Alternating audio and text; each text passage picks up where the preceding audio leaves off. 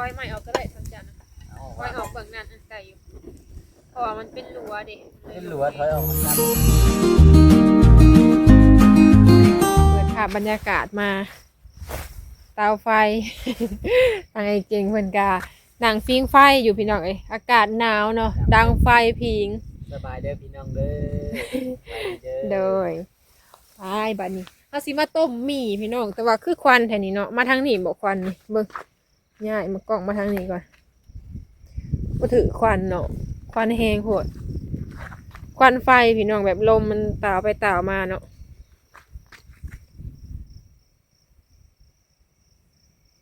ต้องมาเสืองทางนี้บ่ ต้องมาเสืองทางนี้บ่คือว่าเนาะลมปิ่นไปปิ่นมาอยู่ลมแม่นอากาศหนาวก็เลยว่าฟิงไฟยีไทยลูกคุณทวนเลยกินทางนี้กับพี่น้องจูดอันบอนต่อไม้หั่นแหละเนาะยังบ่ทันพากันนอนเพราะว่าต่อไม้มันก็อันยังไหม้บ่เบิดไฟทางนอกทางผู้กาเพิ่นติดดอกไฟพี่น้องผู้เลี้ยวไปกันเนาะสิเห็นกินนี่ลุกแห้งอยู่แต่ว่ามันลมมันเลยหมอดสิมาต้มมีพี่น้องเลยถ่ายภาพบรรยากาศเนาะสิต้มมีกินตอนแรงมีแต่ละมือนะนี่แหละดังไพ่แต่ละมือแม่นคนมาอยู่กับดังคนบอดดังไปแต่ดังไกลๆตูบเลยพูดดังทั้งหลุมเอามือนี้มาดังบังตูบลมผัดอันนั้นเลยเนาะพี่น้องเนาะลมในช่วงนี้ก็ได้อากาศกระตาหมักเพชรแป้งนัวนะเอามาซีมาต้มก็เลยว่าเอาลงมาปกติกระดังอยู่พุ่นละไพ่แต่ว่าเมื่อนี้เนี่ยเสียกินก็เลยดังใกล้นี้แต่ถ้าขึ้นนอนถ้าก็จังหมดไว้ทางหมอก่อนเนาะทางเลยบ่ทางเลยอยู่บ่อยู่ได้สิบอกทางอยู่บ่มึงดูได้บ่บ่ถึงหรอมึงดูหาถึงบ่ทันนี้บ่ถึงแล้วเอาอันนี้ขึ้นเอาบ่ขึ้นนี่ขึ้นเอาขึ้นเลยห่อนเด้อห่อนบ่ห่อนขึ้นมาห่างๆก็ได้ดอกบ่เขาแบบนี้ได้บ่เขาพุ่งก็ได้พุ่งไปลงบ่เขาแล้วนวดเอานี่ดังเอาได้ล่ะบ่ได้เอาเตามาดอกพอเฮ็ดได้อยู่เพราะว่าส่วนหลายบ่ได้ค่อยเฮ็ดกินในช่วงนี้อากาศลมมีแต่บ่ลมปานใดพุ่นแหละนี่สิมาเฮ็ดกินอยู่ดีเลย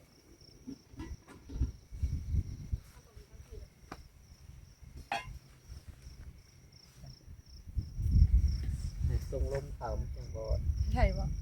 สบายดีเด้อพี่น้องเด้อมาถ่ายภาพบรรยากาศพี่น้องแบบพิงไพ่หั่นนะคัก แต่เก่านะแบบอยู่ต้นทานนะพี่น้องเฮาสิพิงไพ่แบบมกมันอีหยังหั่นน่ะแต่ว่าเดี๋ยวนี้บ่ได้มีเฮาบ่ได้ไปตลาดเนาะเพิ่นก็ขายอยู่เด้เฮาสิต้มหมี่พี่น้องนี่ต้มหมี่ใส่เฮาบอกเฮาถึงกินนำกันเนาะเอา2ถุงด้วยก็ได้2ถุงเลยเนาะมีผักบ้งอย่างนี้แหละพี่น้องรวมกันแล้วก็ต้มหมี่คิดอยากต้มหมี่บ่ได้กินโดนแต่ก็บ่ได้ค่อยกินดอกเอา2ถุงเลยเนาะอากาศเขาเดียวกับฝนดอกตัวไทย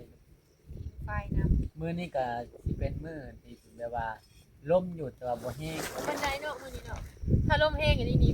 ตั้งไฟบ่ไหวเมื่อวานนี้แล้วก็มื้อก่อนๆหั่นน่ะแห้งที่สุดแล้วมื้อก่อนวานนี้ก็คล้ายแน่มามื้อนี้ก็เริ่มห่วยไปแล้วเสียดามคอนสีคอนสีฮักกันเลยเดี๋ยวไปเอาหมี่มาอีกก่อนทอนึงเอาเลยมาได้ใช้นี่พอกระจังละเมื่อกระจังมันจะสุกตลาดมันว่างเขาไว้มันหกลมผัดออกมาพอเสียดามคอนสีเจ้ามันจะเป็นหรือเปล่าแหละว่า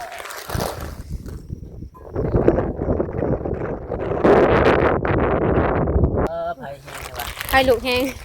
เอามีกี่ห่อหนึ่งต้ม2ห่อแล้วเนาะทิ้งไผ่ก่อนจะนอนพี่น้องเอ้ยมันลมหนาวอาบน้ำแต่เว้นอันนี้ก็ได้เด็กปวดแรงกับมาปิดไผ่ก่อน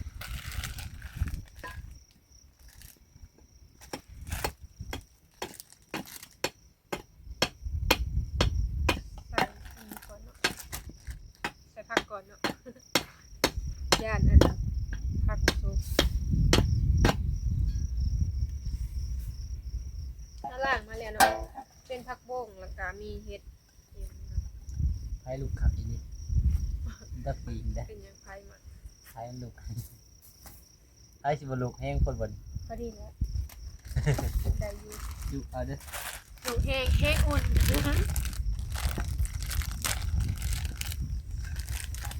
ต้มหมี่กินพี่น้องมาแต่เว้นเนี่ยเนาะมื้อนี้เนาะเพราะว่าอากาศหนาวแล้วก็อาบน้ำมาเลย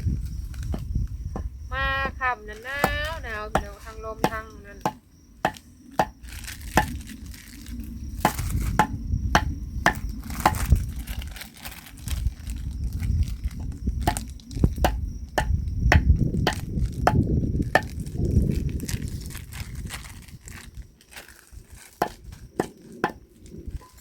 เป็นสิเฮ็ดตามคนตีเพราะว่าตัวเก่านะมันเบา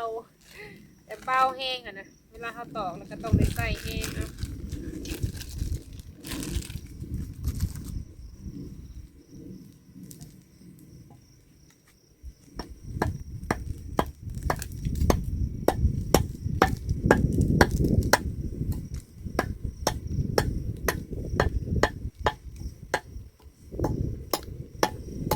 โอ้ลมแรงมากเลย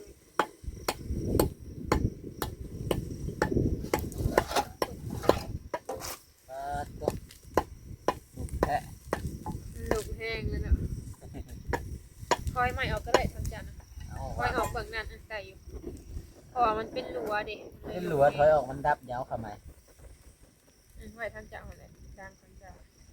ไผ่ทำนี้เนาะ ทิ้งไป ได้บ่ทันนะ ได้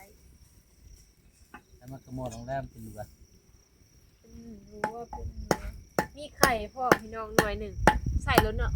ใส่เล มัน ย จังแซบ ใส่แล้วแบบคารุนหาเลยนะ มันจังแบบนัวเนาะ มีบ่วงบอกคารุนหาเลย นี่แหละ โรนในไข่ไม่ถั่ว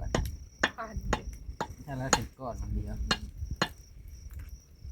ควันแห้งๆเอาห่วงกันนะ ช่วงมานอนทำอีกนั่นพากันไปขนเอาพื้นอยู่ทางป่าอะไรไปว่าคุณดุดเขาแล้วมันตายนะ เนี่ย เอามาดังลุกมันขึ้น แห้งๆแบบดังเลยกับพิงเนาะ นี่ หุ่นได้ ดังพิงกับดังป้าไว้เนี่ยมันก็ดังไปใกล้ๆแบบเวลาตะกี้ท่านได้มีเครื่องคองอย่างแบบเพิ่นกับท่านได้มาดังเสาเพื่อนดังอย่างแล้วมันก็บนนี้แนวย่านมันใหม่อย่างขนาดตั้งใจเนี่ยแต่ที่ดังป้าไว้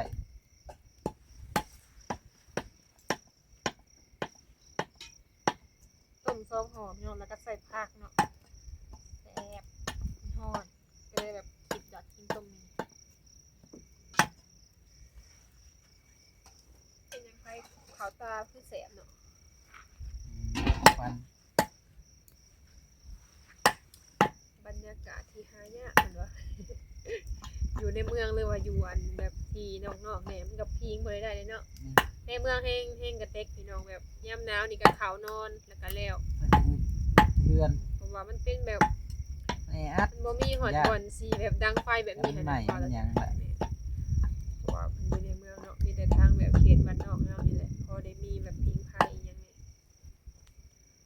บรรยากาศที่หายากยามหนาวก็มีมันเลยพี่น้องช่วงนี้ กระดาวติดผ้าไอ้แต่ เห็นมันเป็นแบบ ดาวติดผ้าอะไร อากาศดีมีแต่เฮือนโค้ยมีดอกแถวนี้บ่เป็นกระยานเนาะทั้งหมดก็ใต้ไฟ ได้ไพ่โซลาร์เซลล์เขานะส่วนยางแม่กับเรื่องใกล้ๆนี่เพิ่นก็ได้ไพ่โซลาร์เซลล์ไว้ มันแสบตาควันเดี๋ยวคือควันเก่าตาทีเนี่ยมาเบิ่งเลยต้มมาม่ายังบ่ได้พดปานใด2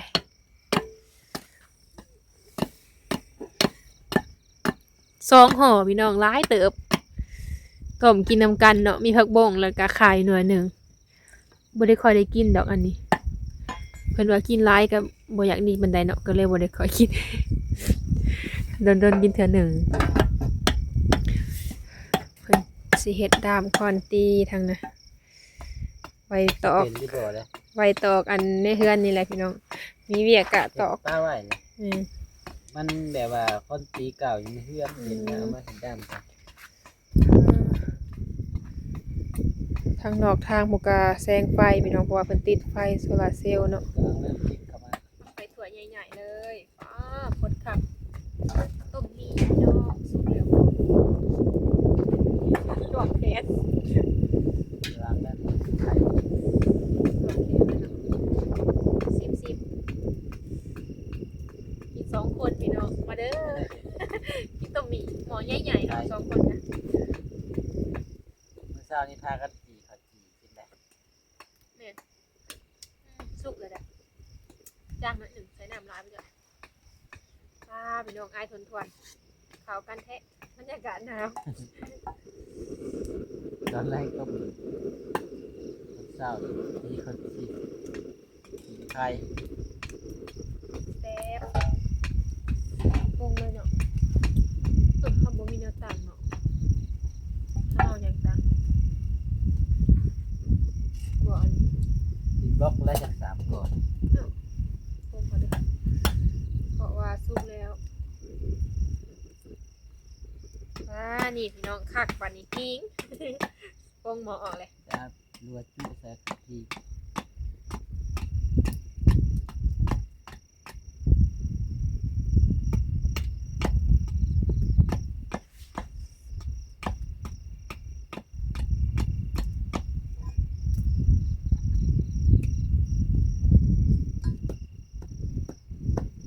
ก่อนตีเอาที่โต๊ะมานี่เนาะใหญ่เลย นี่ผักเขาอีกหน่อย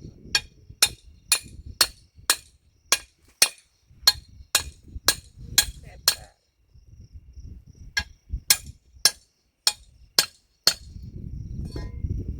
กินบนอื่นกันหนาวพี่น้องอย่ากินไก่เต้าไผ่อะไรอย่างอื่น กินที่บนอื่นผัดเย็นเลยทั้งเย็นทั้งลมเนาะ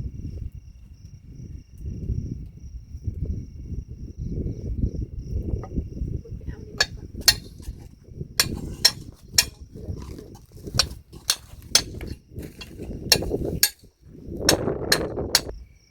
พี่น้องแล้วบัดนี้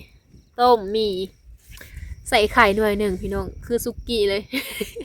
ซุกี้เป็นอันใดเคยกินบ่เฮาคือบ่ฮู้ เพิ่นเอิ้นว่าซุกี้ใส่ไข่นะ บ่เคยกินเนาะเคยกินแต่หมูกระทะนี่พี่น้องใส่อันผักบงแล้วก็ไข่หน่วยหนึ่งมี2ห่อเนาะแซ่บพี่น้องซิมแล้วมาเด้อพี่น้องฮ้อนๆสดฮ้อนๆ พิงไฟจนตาตู พิงไฟจนตาตูผู้ใดยังขึ้นนอนสิกินแบบนั้นนี่เลยเด้อพี่น้องเพราะว่าใกล้จีไข่ มันหนาวเนาะนั่งกินอยู่เทิงก็ได้อยู่แต่ว่ามันบ่อุ่นอยู่พี่พัดมันสิอุ่นๆบ่แม่นอันไผเขาตาบ่เปลี่ยนทางหนังไหม ไข่นั่นนี่แหละ เนาะมันคือเขาอันนั้นแท้เนาะควันแท้ควันว่ะเออไฟมันควันเนาะ นี่นะไข่หลัวมันก็เลยเป็นอันนี้ ทางรั้วทางอันรวมกันว้ายบัดนี้ เอาไผ่มาใส่ให้ลูกก่อนพี่น้องมากินต้มหมี่ เที่ยวหาพื้นอยู่เนาะนั่งแบบนี้เลยได้อพี่น้องเพราะว่า มันจังอุ่นเนาะว่าแล้วกันถ้าเขาไปกินอยู่เทิงจะนั่งจบดีอยู่แต่บ่อุ่น มันที่นอนต้มหมี่ กิน แล้ว ไผ่น้ำก่อนเด้อเอาเย็น กินผมยังอุ่นๆนี่ มาหาเฮายับเข้ามาอีกก็ได้เอาก่อนอีกมาห้องเลยก็กินเต็มถ้วยพี่น้องต้ม2 คนมาเด้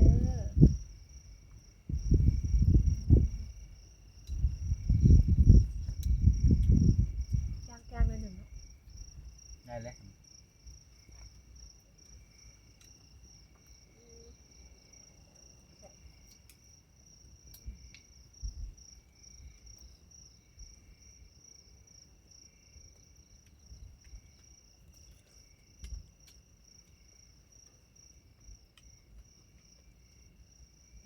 ข้าวกับมีได้พี่น้องเอ้ยบ่ได้มากินกับ ข้าวบ่ข้าวบ่ บ่มีก็หลายแล้วกินบ่เบิด นี่ข้าวเหนียวน้ำพอกเอามาแต่เฮือน มีในถ้วยนี่ก็ยังสิกินบ่เบิดไอ้เอาข้าวมาให้กระเต็กละ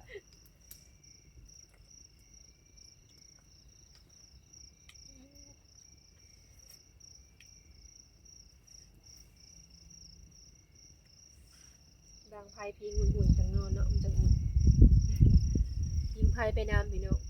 มาแต่ละคืนเพิ่นก็สิเฮ็ดแบบนี้แหละแต่เพิ่นไปหาจูดนั่นจูดนี่ก่อนพิงไฟบางทีทางนี้ก็นอนรับก่อนแล้ว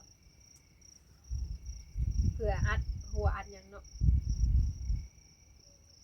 มาแต่ละมื้อก็ต้องอัดหัว อากาศลม อย่างบ่อัดก็หาไม้กวายไว้จัก 2-3 อันก็ยังดี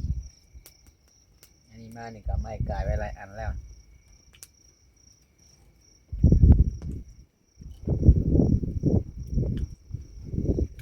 เย็น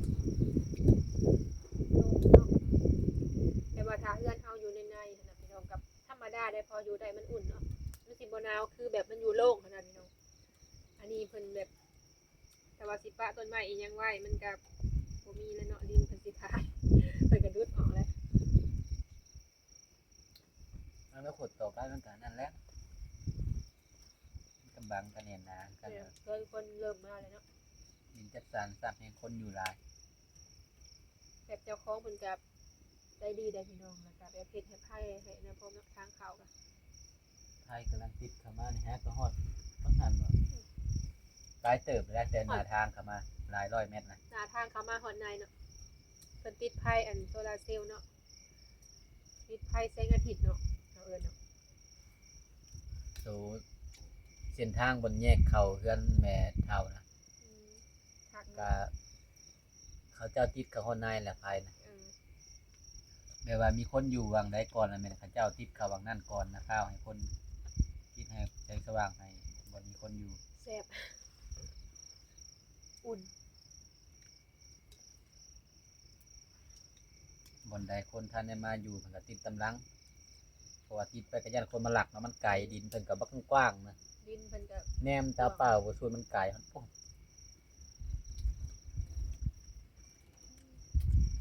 หาพื้นแถวนี้แหละพี่น้องมาดังไฟฟรีบรรยากาศยามหนาวเนาะพอดีอุ่นอาบน้ำสระผมยังรู้สึกแบบเจ็บหัวนะว่าแล้วก็มันเย็นเนาะเย็นแฮงเมื่อแล้วก็พากันอาบน้ำ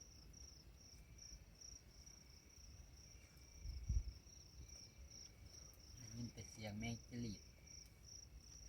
เด็กมาแล้ว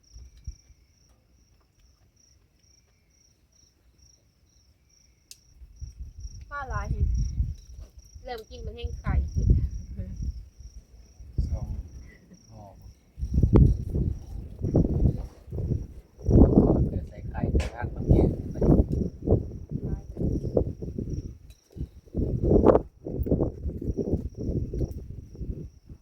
กัดลม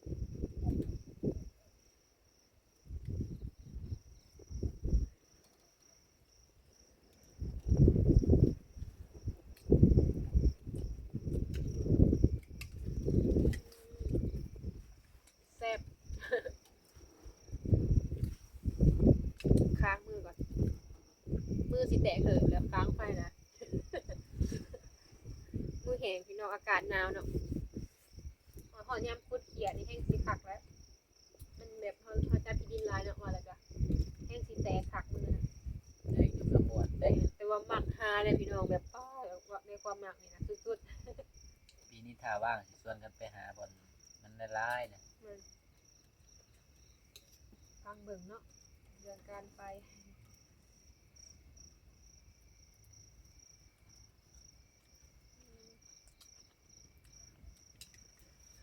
มาพิงไพ่พี่น้องอะไรก็ต้มมีกินพอกมื้อนี้กะแบบเอาบรรยากาศเนาะยามกลางคืนพี่น้องเอ้ยมาฝาก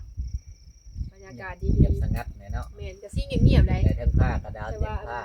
ทางนั้นเพิ่นจะสิอยู่เนมไปบ่ฮอดฮอดก็สิว่าจังหลักนะฮอดบ่หลัก อยู่ใส่ หลักตายบ่ ยูทูบเพิ่นอยู่นี่บ่ ฮอดหลัก บ่ดำ100 เมตรถึง200 เมตร เนมเห็นเนาะเพิ่นไต่ไฟอยู่พี่น้องทางนั้นก็เพิ่นเผาสวนยางแห้งกระตูบลายเนาะเข้าไปในบรรยากาศหน้าๆอยู่บ้านนอกเฮาให้คักแล้วเนาะเพิ่นจูดอันเพื่องหั่นนะพี่น้องเพิ่นจูดกองเพื่องหั่น อยู่ นะ บ้านนอ คั ก กเลย อยู่บ้านนอกช่วงนี้นะแต่ละเฮือนนะ อืม ผู้เฒ่าน่ะเพิ่นสิดังไพ่ผี ดังไฟพิงเลยเนาะเพื่อที่ได้นอน จนดึกพุ่นน่ะ ว่า จนบ่ายโมงบ่าย1โมงบ่าย2โมงยังผีอยู่ แบบดังให้งัวให้ควายเนาะอยู่บ้านนอกเฮา ผู้เฒ่าอุ่นบ้านอุ่นเฮือนเพิ่นเอิ้นน่ะบ้านนอก แนมไปเฮือนหลังใดก็แนมเข้าไปทางในบ้านก็เห็นละ ทางเฮานี่ถ้าอยู่ใกล้หมู่หลายเฮาก็บ่กล้าดอกเนาะเพราะว่าไผมันก็ปิ้วเลยพี่น้องยามลมนี่ต้องระวังที่สุดเลยแต่อันนี้เฮาอยู่ห่างหมู่แล้วก็จูดอีหยังก็พอได้อยู่ก็ระวังเอา เพราะว่าคนก็ทันได้มาอยู่ แม่ ยังสบาย จังได๋ก็มีแต่ว่าสิขอจบคลิปแล้วพี่น้องบัดนี้ ได้ อิ่มบ่ยังอยู่ได้พี่น้องนี่เดี๋ยวสิพากันกินอีก ล่ะ พากันหลายหนึงต้ม อากระ นี้ เบิดเครื่องถ้วย พากันมานั่งกินแบบนี้แหละจังได้บรรยากาศแล้วก็พิงไผไปนำ โดยมีแต่ว่าคลิปนี้ก็สิขอลาไปแล้วเด้อพี่น้องเด้อถ้าพบพ่อคลิปหน้าเนาะโดยจังได้ก็ลาไปแล้วขอกล่าวคำว่าสบายดี สบายดีเด้อ